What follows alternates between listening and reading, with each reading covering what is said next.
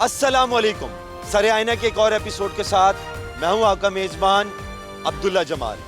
वैसे तो कराची की बहुत सी खुसूसियात मुल्क भर में मशहूर हैं, लेकिन एक खुसूसियत ऐसी है जो कराची को तमाम बड़े शहरों से मुमताज बनाती है, वो है साहिल समंदर। हम कराची के माहीगीरों की जिंदगी के बारे में तो आपको बता चुके हैं कि वो किस बदहाली का शिकार हैं, लेकिन इन हालात में समंदर पर क्या बीत रही है, आज हम इसी मौजू पर नजर डालेंगे।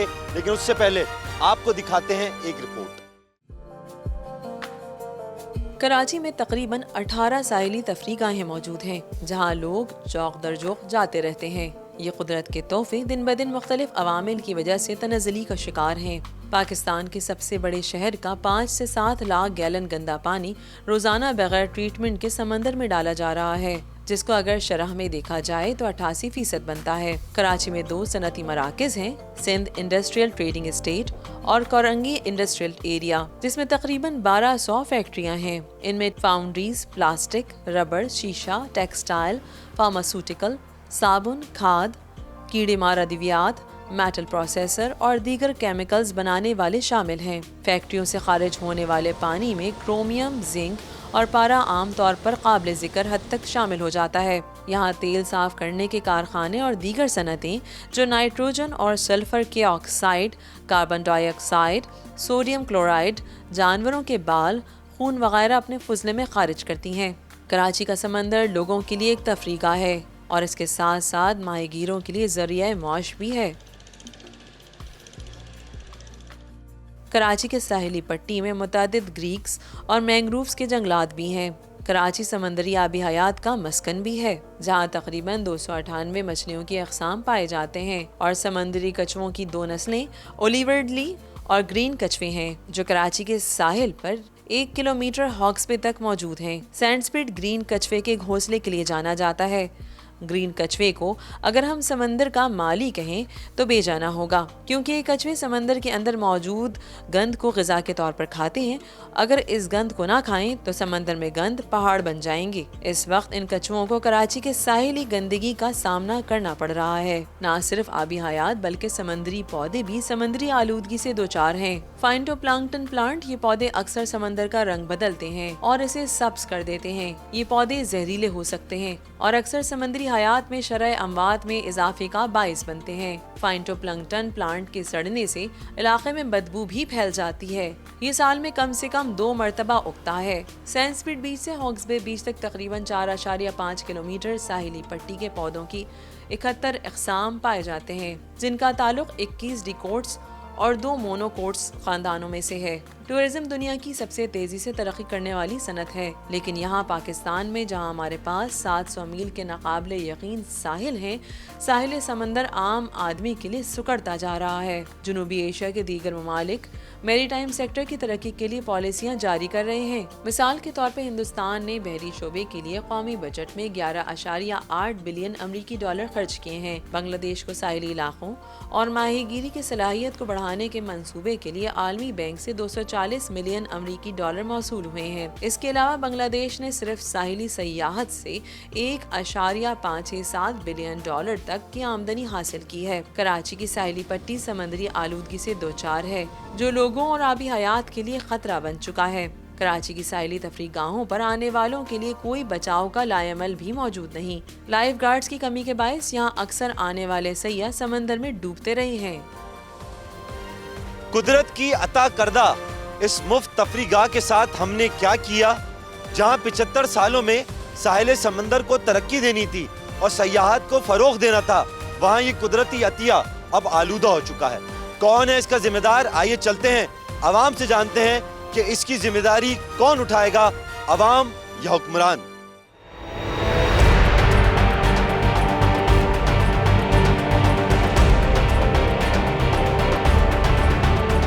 यहाँ सुकून के लिए आए? हाँ, सुकून तो है, लेकिन यार गंदगी बहुत है, पानी में नहीं जा सकते। अच्छा, सी व्यू पे आप नहा सकते हैं? नहाएं कैसे? इतना किचरा है, सारा सेवरेज सिस्टम इसमें डालते हैं। मलिर नदी वाला नाला, गुजर नाला, बाकी जो भी आप दिन को आएंगे ना, यहाँ पे टैंकर खड़े होते हैं, वो सारा सेवरेज सिस्टम वाला, फैक्ट्रियों का गंदा पानी, वो केमिकल वाला पानी सारा इसमें डालते हैं, फिर नहा कैसे सकते हैं हम लोग?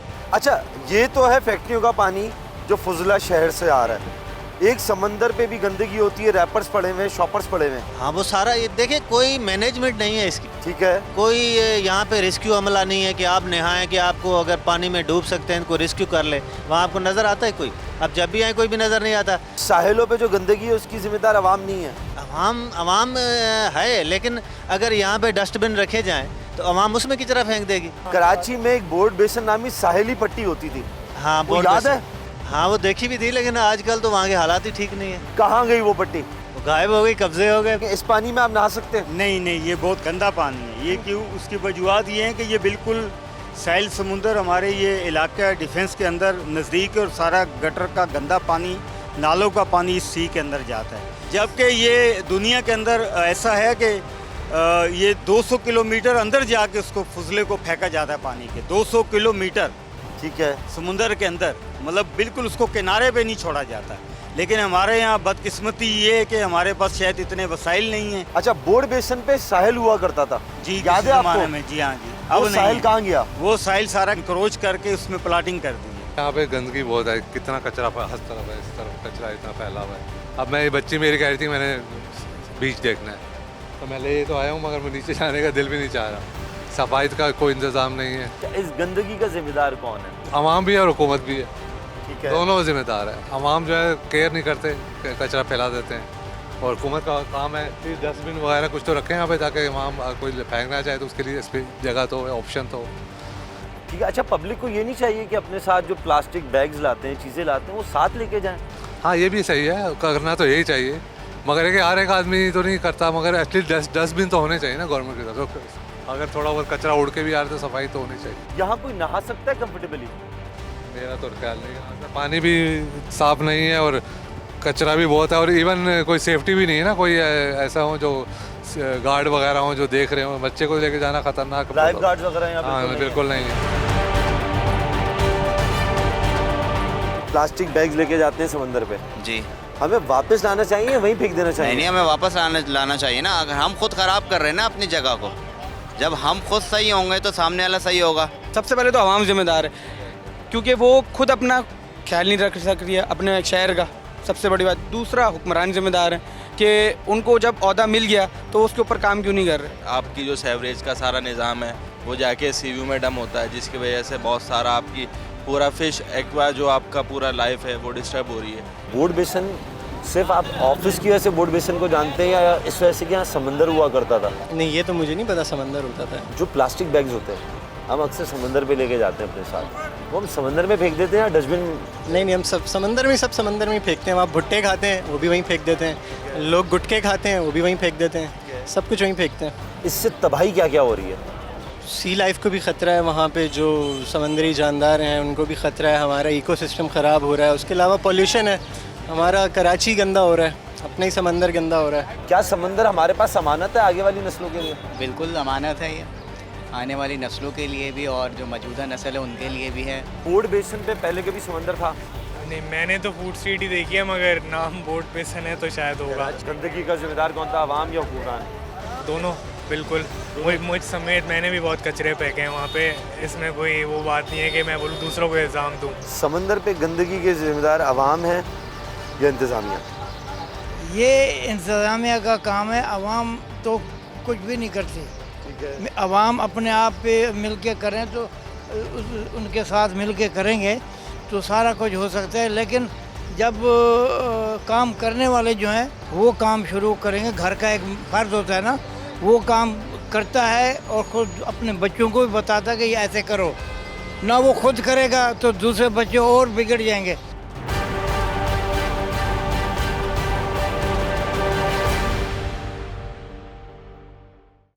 नाजरीन, नेशनल इंस्टीट्यूट ऑफ ओशनोग्राफी काफ़ी अरसे से कराची के साहिल पर तहकीक कर रहा है।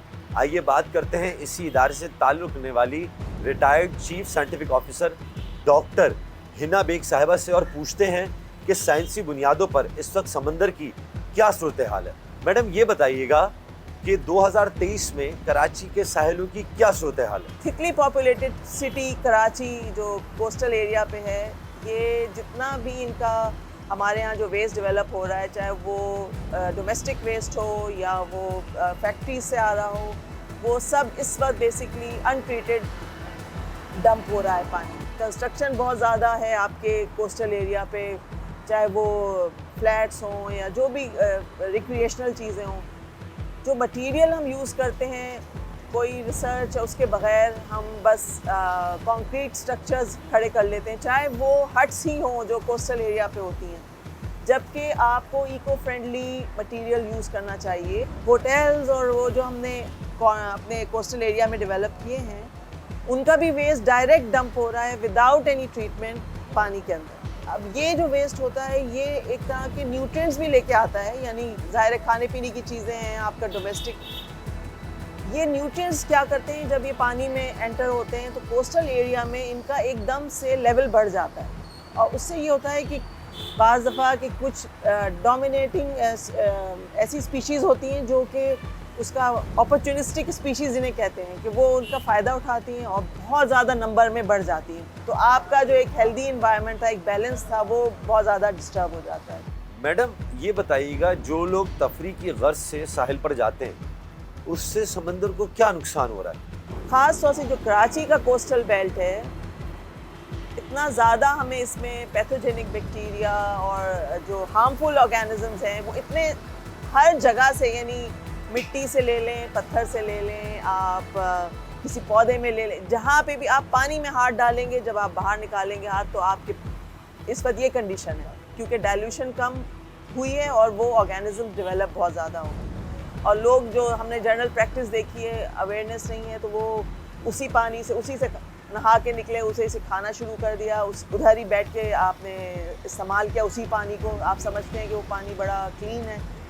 इस वक्त हमारी जो कराची की बेल्ट है इस पर बहुत ज़्यादा पोल्यूशन का लेवल है क्योंकि डाइल्यूशन कम होती है और डंपिंग बहुत ज़्यादा हो रही है, यानी जो रेस्टोरेंट्स वगैरह हैं वो सब डंप कर रहे हैं। अगर आपको डंप भी करना है और कोई आपने लाइन डाली भी है तो ज़रा अंदर डीप सी में जाए अगर वो लाइन, तो वहाँ पे फिर भी एक फैक्टर होता है, डाइल्यूशन फैक्टर, वो असर करता है। पब्लिक भी वहीं पे मूव कर रही है, आपका जो वेस्ट है वो भी, चाहे वो खाने पीने का वेस्ट हो या बाथरूम्स का वेस्ट हो, वो सब वहीं पे।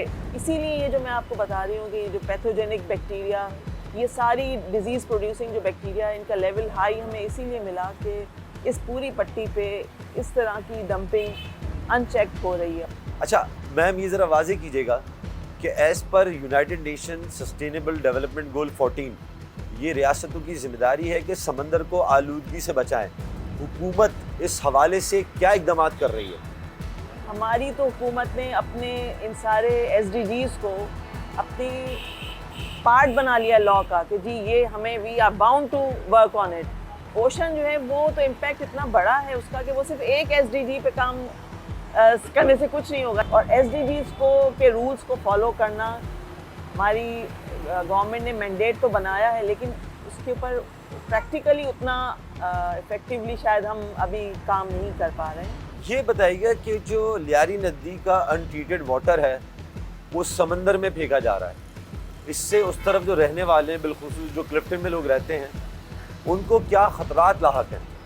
हर जो भी अनट्रीटेड वाटर है, चाहे वो कहीं से भी आ रहा, क्योंकि टैनरीज का भी पानी हमारे उतना ख़राब होता है कि अगर आप उस पानी में कहीं हाथ गीले हो जाए तो आपके वो स्किन का हिस्सा बन जाते हैं, आपका कलर टैन कर देता है, यानी ऐसे ऐसे केमिकल्स उसमें आप यूज़ कर रहे हो। वो आप जब डंप करेंगे और वो हमारी जो भी पब्लिक है जो वहाँ एक्सपोज हो रही है उस पानी से, तो वो ज़ाहिर इफेक्ट उसके ऊपर, एक तो केमिकल इफेक्ट भी होगा और दूसरे ये जैसे मैंने बताया डिजीज़ प्रोड्यूसिंग जो ऑर्गेनिजम्स हैं वो फिर बढ़ जाते हैं, तो उनका इफेक्ट भी होगा। मैडम आपसे आखिरी सवाल ये है, क्या इस वक्त आलूदगी के हवाले से हाई टाइम नहीं है?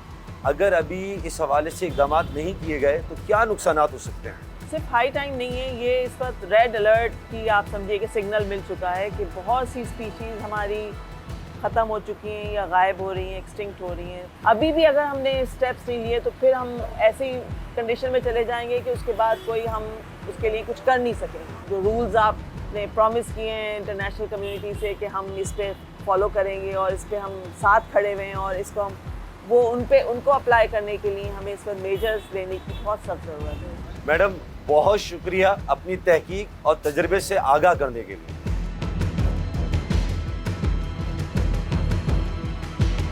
कराची का साहिल सनस्पिट वैसे तो आवाम के लिए तफरीगा है ही, लेकिन साथ साथ दुनिया भर के सब्ज कछुए का मस्कन भी है।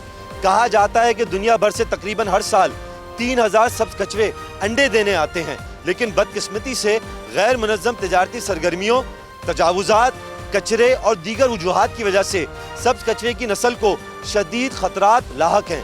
आइए चलते हैं, इस हवाले से बात करते हैं WWF के पाकिस्तान में कंसल्टेंट मौज़म अली खान साहब से। सर, जो टर्टल है ये इसकी पाकिस्तान में कितनी इकसाम है और क्या उनकी नस्ल को भी ख़तरा है? दुनिया में टर्टल जो समुद्री टर्टल हैं उनकी 7 इकसाम हैं, जिनमें से 5 पाकिस्तान में मिलती हैं। लेकिन ग्रीन टर्टल जो सबसे कॉमनली इसलिए लोगों को पता है इसके बारे में क्योंकि ये पाकिस्तान के साहिल पे अंडे देने के लिए आता है। लेकिन दूसरे टर्टल्स भी मिलते हैं, लेकिन 3 टर्टल्स जो हैं जिनमें से एक लेदरबैक कहलाता है, एक लॉगर हेड कहलाता है, एक हॉक्सबिल, ये बहुत कम तादाद में हैं। ज़्यादा से ज़्यादा इनके 10 से 12 रिकॉर्ड्स टोटल आज तक अवेलेबल हैं। जबकि ऑलिव रिडली टर्टल जो है और ग्रीन टर्टल ये कॉमनली मिला करता था। ऑलिव रिडली टर्टल जो है 20 साल पहले तक ये पाकिस्तान के साहिलों पर अंडे देने के लिए आता है। पाकिस्तान के साहिल पर 20 साल से ये अंडे देने नहीं आ रहे। क्यों नहीं आ रहे इसकी वजह नहीं मालूम है अभी तक। इस वक्त जो समंदरी आलूदगी है इससे आबी हयात को क्या नुकसान पहुंच रहा है? अगर हम सिर्फ चलो टर्टल से स्टार्ट करते हैं क्योंकि बात वहीं से हम कर रहे थे, तो देखिए टर्टल जिस साहिल के ऊपर डेब्रिस पड़ा होगा, कूड़ा करकट पड़ा होगा, जिसके ऊपर कोई ऐसी चीज़ें पड़ी होंगी जो कि किसी न किसी तरह से इंटरेक्ट करते हैं, ये अंडे देने की मादा आ रही है और उसके जिस्म के अंदर आगे फ़र्ज़ कीजिए कि एक समुद्र के अंदर एक टोकरी पड़ी हुई है हमारी फेंकी हुई, जो हमने फेंकी हुई है, और उसमें उलझ जाती है तो वो अंडे देने नहीं आ सकेगी। जिस जगह पे उसने खोद कर अंडे देना है, अगर वो साफ़ जगह नहीं है तो खोदेगी और उसमें प्लास्टिक है तो उसको खोदने में मुश्किल होगी। अगर फ़र्ज़ कीजिए कि वहाँ वो अंडे देती है और अंडे देने की वजह से जो उसका घोंसला बना छोटा सा रेत के अंदर, उसके अंदर प्लास्टिक मौजूद है तो वो टेम्परेचर अचीव नहीं कर सकेगी जिस पे अंडे करना है। टर्टल इतना नाजुक जानवर है कि अगर जिस जगह उसने टर्टल ने अंडा दिया, फीमेल ने अंडा दिया है, अगर उसका टेम्परेचर बढ़ जाए तो सिर्फ मादा टर्टल प्रोड्यूस होंगी, नर प्रोड्यूस नहीं होगा, और जिसकी वजह से पॉपुलेशन पे इफेक्ट पड़ेगा। समुद्री आलूदगी जिस तरह बढ़ रही है, ये हमारी हर किस्म की जो समुद्री हयात है, ख़ास तौर पे वो हयात जिसकी कोई ना कोई कमर्शियल इम्पोर्टेंस है, माहीगीरी है, जो मछलियाँ हम पकड़ते हैं, उनकी तादाद पर, उनको उन इलाकों में जहाँ ये पोल्यूशन है, जो कि एक बदकिस्मती भी कही है, लेकिन ख़ुदकिस्मती ये है कि ये पोल्यूशन सिर्फ कराची तक महदूद है। जो हमारा साहिल 1000 किलोमीटर का साहिल है, वो साहिल कुदरती तौर पे पोल्यूशन से महफूज है। 2 मेन सोर्स हैं जहाँ से हमारे पोल्यूटेंट जाता है, एक तुलियारी नदी के ज़रिए और एक मलीर नदी के ज़रिए। ये मुकम्मल तौर पे इस आबी आलूदगी की वजह से मुकम्मल तौर पे तबाह हो चुके। अब यहाँ पर समुद्री जो हयात है वो नापैद हो गई है तकरीबन। सर, ये बताइएगा क्या हुकूमत WWF को किसी भी हवाले से सपोर्ट कर रही है? WWF एक NGO है, नॉन गवर्नमेंट ऑर्गेनाइजेशन है। हम हुकूमत के साथ मिल के काम करते हैं। हमारे जितने भी काम हम कर रहे हैं उसमें हुकूमत हमारा पार्टनर होती है। अच्छा, ऐसे भी प्रोजेक्ट्स हैं जिसमें WWF हुकूमत को फंड्स प्रोवाइड कर रही है? ये जो आपने कछुओं की बात की है, ये 1970 में जब WWF बना था तो उसने सिंध गवर्नमेंट को फंड्स प्रोवाइड किए थे। पहली दफ़ा WWF का जो पहला प्रोग्राम था वो टर्टल की स्टडी के लिए था, WWF ने प्रोवाइड किया था वो। अच्छा सर, आपने तहकीक भी बहुत की है, आप अपने तजर्बे से क्या कहते हैं कि अगर आलूदगी यही रही इस शहर में तो समंदरी हयात को कितना नुकसान पहुंच सकता है आने वाले सालों में अगर कंट्रोल नहीं किया गया तो? देखें, अभी तक तो ये आलूदगी और इसका असर सिर्फ कराची तक है, रफ्ता रफ्ता फैलता जा रहा है। यानी 1970 की दहाई में यही शहर था, यही पोल्यूशन था। ये कराची पोर्ट के थोड़े से इलाके, महदूद इलाके में था। अब कराची पोर्ट का पूरा इलाका ये एक बहुत बड़ी लगून टाइप के स्ट्रक्चर है, इसके अंदर से लाइफ ख़त्म हो गई है। अगर यही सब पोल्यूशन बढ़ता रहा तो ये फैलता चला जाएगा और दूसरे इलाकों तक फैलता जाएगा। कैंसर की तरह है, कैंसर का एक ज़ख़म है समझ लीजिए कराची, पोल्यूशन के पॉइंट ऑफ व्यू से। और कैंसर का मर्ज़ जिस तरह फैलता है, अगर हमने इसको कंट्रोल नहीं किया तो ये फैलता चले जाएगा। लेकिन इसमें एक मैं आपको बता दूं, पोल्यूशन आलूदगी के में सबसे बड़ा किरदार हमारा और आपका होता है। हम पोल्यूशन क्रिएट करते हैं, हमें अपने आप को संभालना पड़ेगा और हुकूमत का अपना किरदार ज़रूर मौजूद होगा, लेकिन हमने अपनी रवैयों को चेंज करना पड़ेगा, तभी ये पोल्यूशन कंट्रोल हो सकती है, वरना नहीं हो सकती। सर, ग्रीन टर्टल आबी हयात के लिए, समंदरी हयात के लिए माहौल को महफूज रखने के लिए समंदर के कितना ज़रूरी है? ऐसा है कि हर जानवर का एक किरदार है समुंदर के अंदर। जो समुंदर का जो इकोसिस्टम या माहौल है उसमें हर एनिमल का एक किरदार है। समुंदरी जो कछुए होते हैं, जो ख़ास तौर पे ग्रीन कछुआ जो है, ये समुंदरी घास खाता है।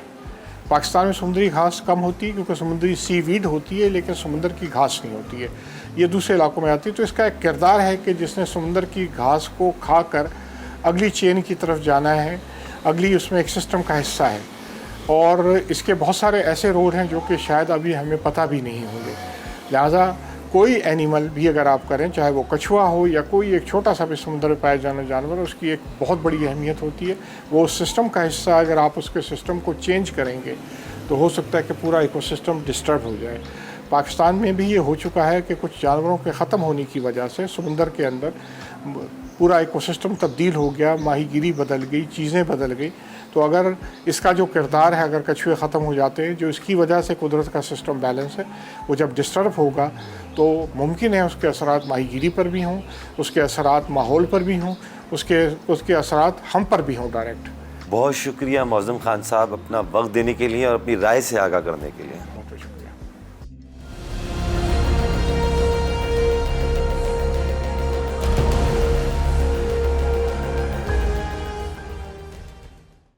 समंदरी हयात को क्या खतरात लाहक हैं और हुकूमत इस हवाले से क्या इकदाम कर रही है, आइए इस हवाले से बात करते हैं सिंध वाइल्ड लाइफ के इंस्पेक्टर अशफाक अली मेमन से।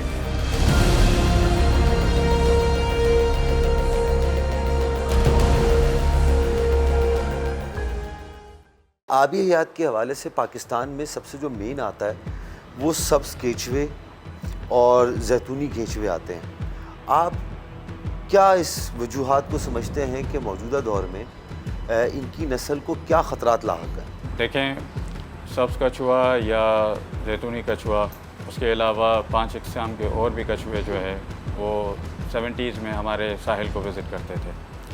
अब जैसे जैसे आबादी बढ़ती गई और जितना सारा हमने जो कराची का या जो बाकी कुछ बचा कुछ गंद जो हमने साहिल समुंदर को तोहफे में देना शुरू किया, तो अंदर के जितने भी जो प्लांटेशंस हैं वो डिस्ट्रॉयड होने लगे, जिसकी वजह से बहुत सारे जो है ना वो आबी जो हयात है अंदर, उनको बहुत ज़्यादा नुकसान होने लगा। उसके अलावा जो मेन काज है वो ये है कि जो कछुए साहिल समुंदर आते हैं अपनी नेस्टिंग के लिए, यानी अंडे देने के लिए, अफजाइश नस्ल के लिए, तो वहाँ पे भी हमने उनके लिए कोई कसर नहीं छोड़ी, क्योंकि हमारी जितनी भी पब्लिक जाती है वो अपने साथ जितना भी जो है ना वो खाना पीने का जो सामान, जो सारी चीज़ें लेकर जाते हैं, वो वहीं पर उनके लिए तोहफे के तौर पे वहाँ छोड़ के चले आते हैं। और उसके अलावा इसके अलावा जो दूसरा और तीसरा रीज़न है वो ये है कि जो इंक्रोचमेंट है दिन ब दिन, पहले 70s का अगर नक्शा उठा के आप देखेंगे तो आपको एक आध या कोई चंद हट वहाँ पे नज़र आए होंगे, उसके अलावा सिर्फ पूरा खुला इलाका था।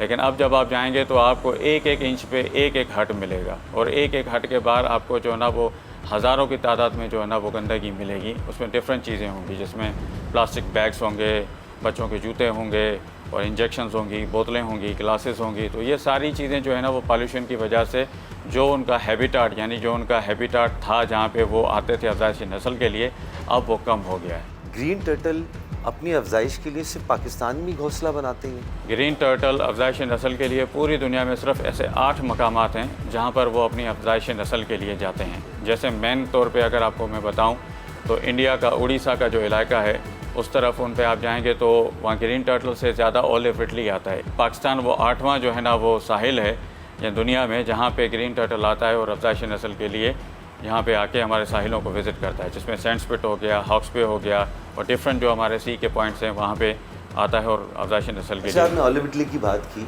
ये समंदर के लिए, एनवायरनमेंट के लिए ज़रूरी क्यों है? देखें, कछुए का समंदर में होना, ओवर ग्रेजिंग जो होती है उसके अंदर जो ओवर ग्रेजिंग होती है ना गिरास की, ये उसको खाते हैं। अगर वो ज़्यादा ओवर ग्रेजिंग हो जाएगी तो अंदर सफोकेशन का एक माहौल हो जाएगा। यानी सपोज़ करें कि एक ऐसी जगह हो जो बिल्कुल साफ़ हो, लेकिन वहाँ पे घास फूस हो जाए तो उस जगह की हालत कैसी होगी। तो जो दूसरे एम्फीबियंस हैं, जो आबी हयात हैं, उनके लिए वो माहौल जो है ना बहुत ज़्यादा ख़तरनाक साबित हो जाएगा। तो वो उस घास को खाते हैं, उसको बढ़ने नहीं देते, जिसकी वजह से उनके अंदर एक फ़ैट जमा होता है जो उनकी अंदरूनी जो बैरूनियत है उसको ग्रीन कर देता है, जिसको हम ग्रीन टर्टल कहते हैं। अच्छा, हम बाहर बैठ के समंदर में जितने एम्फीबियंस हैं उनको बुरी तरह नुकसान नहीं पहुंचा रहे? बिल्कुल, जैसे सपोज़ करें कि मैं आपको बताऊं कि फ़िशिंग नेट्स जो हैं, ये हमारे माहीगीर भाई जो जाते हैं कहते हैं हम अपना रिज़्क रोज़ी कर रहे हैं, लेकिन उनको इतना ज़रूर सोचना चाहिए कि अगर वो फ़िशिंग कर रहे हैं तो उसमें जो दूसरे जो आबी हयात हैं तो उनको वो बाहर क्यों निकालते हैं। जैसे उन्होंने नेट फेंका, अब सिर्फ उसमें फ़िश तो नहीं आ रही, उसमें केकड़े भी आ गए, उसमें कछुआ भी आ गया, उसमें जो डिफरेंट टाइप ऑफ जो फ़िशेज़ हैं जो इनके काम की नहीं हैं वो भी आ गई। तो क्या ये सब एक एक करके उसको साहिल समंदर फिर वापस फेंक रहे हैं? नहीं, वो उनको भी जो है ना यूटिलाइज़ कर रहे हैं कि कहीं पे 2 रुपये मिल जाएंगे। लोग पिकनिक बनाने वहाँ जाते हैं, कचरा वहाँ फेंक देते हैं, माहीगीर जो होते हैं अपने जाल जो इस्तेमाल शुदा होते हैं वो समंदर में फेंक देते हैं। इस सब से हम इसकी सब्ज़ केचुए की नस्ल को तबाह कर रहे हैं। देखें, सब्ज़ कछुए की नस्ल तबाह इस तरीके से भी हो रही है कि कछुआ जो है ना 24 घंटे नेस्टिंग के लिए नहीं आता है, उसका एक मखसूस सीज़न होता है।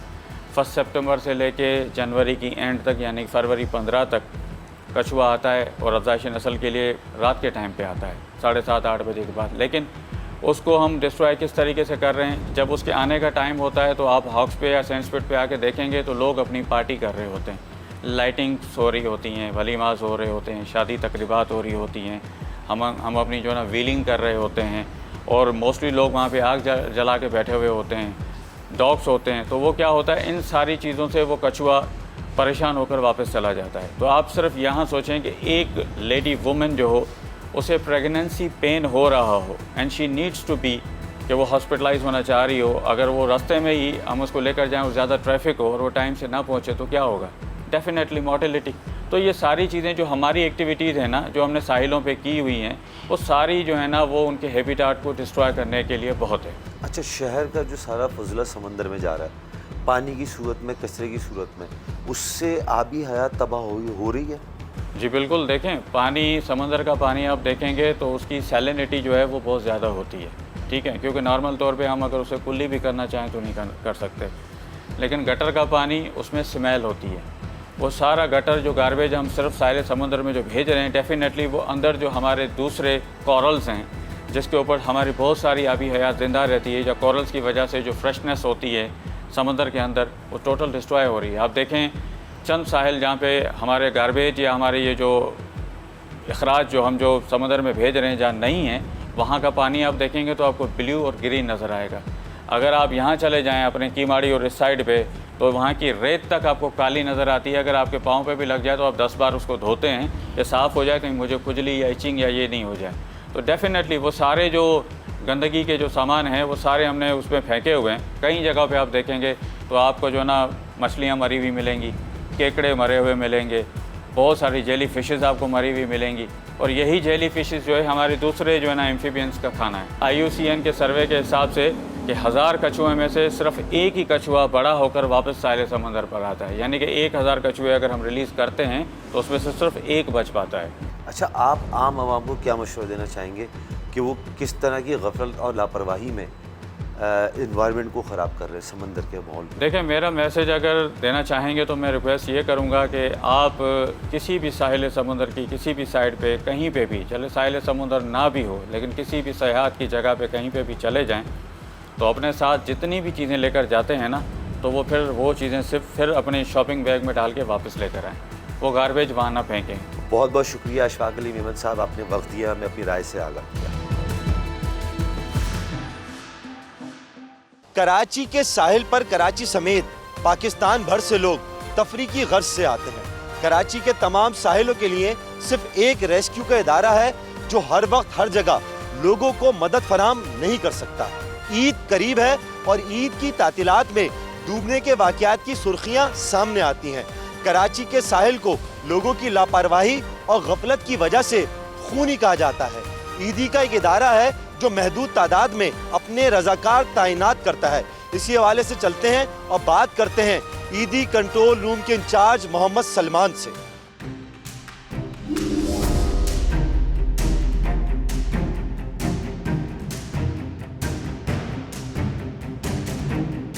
अच्छा, पहले तो ये बताइएगा कि सालाना लोगों के कितने डूबने के वाक़यात होते हैं कराची? जी, मैं आपको पिछले साल की रिपोर्ट बता देता हूँ। 2022 में जो कराची के मुख्तलिफ एरिया समंदर से जो ड्रोन डेड बॉडी हमें मिली हैं वो 260 हैं। सीवियो, सैंडस्पेट, हॉक्सवे की साहिली पट्टी है। अच्छा, ये जो 260 लोग थे, ये ज़रा वाज़ेह कीजिएगा कि ये हमारा साहिल ख़तरनाक है या लोगों की अपनी गफलत और लापरवाही है? देखिए, जो आपको पता है कि जून, जुलाई और अगस्त में ये पानी चढ़ना शुरू हो जाता है। बाज़ लोग जो ये मनचले नौजवान होते हैं वो सुनते नहीं हैं, वो आगे की तरफ निकल जाते हैं। ये पानी बहुत ज़ोरावर है। पानी जो है वो आपको पता है, काफ़ी लोग जो ऐसे हैं जिनको डूबते हुए हमने बचाया भी है, लेकिन जो लोग बहुत ज़्यादा आगे निकल जाते हैं, एक बंदे को बचाने के लिए दूसरा जंप करता है। ज़ाहिर सी बात है, रिलेटिव है, वो इतने प्रोफेशनल नहीं होते, तो एक को बचाते हुए वो 2-3 भी डूब जाते हैं। अच्छा, आपके पास टोटल लाइफ गार्ड्स कितने हैं? हमारे पास जो इस वक्त मौजूद है लाइफ गार्ड्स वो 15 हैं। 15। और स्पॉट्स ज़रा मेंशन कीजिएगा कि वो जो 15 लाइफ गार्ड्स हैं वो स्पॉट्स उनके कौन से जहाँ वो मौजूद होते हैं? देखिए, 5 गोताखोर जो हैं वो एट अ टाइम हमारे ये हॉक्सवे के इर्द गिर्द के जो एरिया हैं वहाँ के रिहायशी हैं। हमारा एक पॉइंट बना हुआ है मारीपुर साइकिल चौक पे, वो वहाँ तैनात हैं। सीवीओ पे एक मर्ज एमरजेंसी सेंटर कायम है जिसमें DHA, CBC, ED और पुलिस 5 गोताखोर हमारे इधर हैं और 3 हमारे जो हैं वो हकचुकी में 2 टावर पे स्टैंड बाय रहते हैं बैकअप में। अच्छा सलमान साहब, ये बताइएगा क्या ईद के दिनों में दफ़ा 144 साहिली पट्टी पे नाफिज होना चाहिए? देखिए, आपके पास कोई और तफरीगाह भी नहीं है। हम कहते हैं कि आएँ, लेकिन फिर वो गुजारिश है ना कि देखिए आप आएँ तफरी के लिए, लेकिन एहतियाती तदाबीर जो SOPs है उसको फॉलो करना पड़ेगा। अच्छा, कराची की साहिली पट्टी कराची की जो साहिली पट्टी है, इसके ख़तरनाक स्पॉट्स बताएं कौन कौन से जहाँ सबसे ज़्यादा हादसात होते हैं? देखिए, हैं तो सारे ख़तरनाक। अगर आप एहतियात नहीं करेंगे तो आपके लिए हर चीज़ ही ख़तरनाक है। लेकिन जो ज़्यादातर डूबते हैं वो हॉक्सवे, ये मनोरा वाली जो साहिली पट्टी है, यहाँ डूबते हैं। पब्लिक से, आवाम से आप क्या दरख्वास्त करेंगे कि किस तरह एहतियात करें? देखिए, जब गवर्नमेंट अनाउंस कर देती है 144 और आपको सिर्फ साहिली पट्टी के दूर तक रहने की इजाज़त होती है, समंदर में नहाने पे पाबंदी लगती है, तो आप गवर्नमेंट के जो कानून होते हैं उसको फॉलो करें। जून, जुलाई, अगस्त में माहीगीर नहीं जाते, तो आप लोग भी एहतियात करें। आएँ समंदर पे, तफरी गाँव के किनारे पे रहें, आप अंदर की तरफ ना जाएं, तो आपकी जान हमारे लिए बहुत कीमती है। हमने देखा है एक घर से 5-5 जनाजे उठते हुए देखा है हमने, तो बहुत तकलीफ़ दे अमल होता है। मेरी जो गुजारिश है ना ये नौजवान लोगों से, इनके घर वालों से गुजारिश है कि आप रोक सकते हैं, आप हमसे ज़्यादा बेहतर गाइड कर सकते हैं। अगर समंदर आलूदा है और एक समंदर है जो साफ़ है, तो इन दोनों में फ़र्क होता है कि खुदा न खास्ता कोई डूबता है तो साफ़ समंदर में फिर भी इंसान थोड़ा कोशिश कर सकता है, सर्वाइव कर सकता है, और अगर पानी बिल्कुल गंदा हो तो आदमी गंदगी की वजह से मर जाए। होता है, ऐसा होता है। पानी अगर गंदा हो तो जाहिर बात है उसमें लिक्विड्स वगैरह होते हैं। आपके जो ये नदी नालों जितने भी हैं, सेवरेज का जितना भी पानी है वो इन्हीं समंदरों में जा रहा है, और जो हमारे लोग नहाते हैं वो किनारे के इर्द गिर्द ही नहाते हैं, तो वो ज़्यादा अफेक्टेड होता है। और एक जो खुला समंदर होता है, जो बिल्कुल एक फ्लैट पानी होता है, वहाँ आसानी होती है स्विमिंग वगैरह करने में, सर्वाइव करने में। कराची की पूरी साहिली पट्टी को सामने रखते हुए कितने लाइफ गार्ड्स होना चाहिए? देखिए, वैसे अगर देखा जाए जिस कदर ये वीकेंड पे लोग आते हैं, तो आप 400 लाइफ गार्ड भी खड़े कर दें तो वो भी कम है। देखिए, मैं सिर्फ ये गुजारिश कर रहा हूँ, अगर आप SOPs को फॉलो करेंगे तो जितने हैं वो भी बहुत ज़्यादा। अच्छा, जो लाइफ गार्ड जो दूसरे की ज़िंदगी बचा रहा है, खुदा न खास्ता उसकी ज़िंदगी ख़तरे में आ जाए, उसको कौन बचाएगा?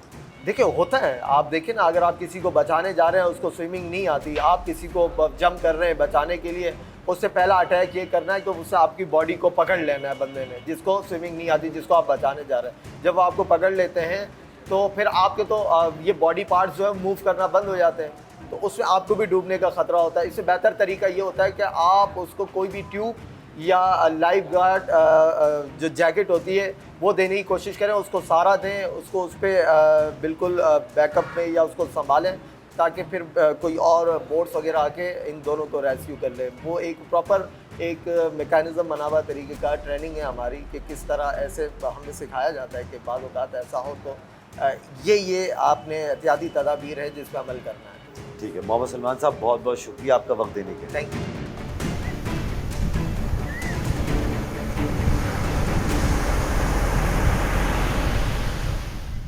साहिल समंदर कुदरत की तरफ से अतिया करदा एक हसीन तरीन तोहफा है। चाहिए तो ये था कि साहिल समंदर को खूबसूरत से खूबसूरत तरीन बनाया जाता, लेकिन बदकिस्मती से ये आलूदा और तबाह हो चुका है और कोई भी इदारा इसकी तबाही की जिम्मेदारी लेने को तैयार नहीं है। हम सिर्फ उम्मीद करते हैं और मुतल्लिका हुक्काम और इंतजामिया से दरख्वास्त करते हैं कि इस नेमत को बचाएं और आलूदगी से दूर रखें। इसी उम्मीद के साथ अपने मेज़बान अब्दुल्ला जमाल को दीजिए इजाज़त। अगले हफ्ते फिर हाजिर होंगे। खुदा हाफिज।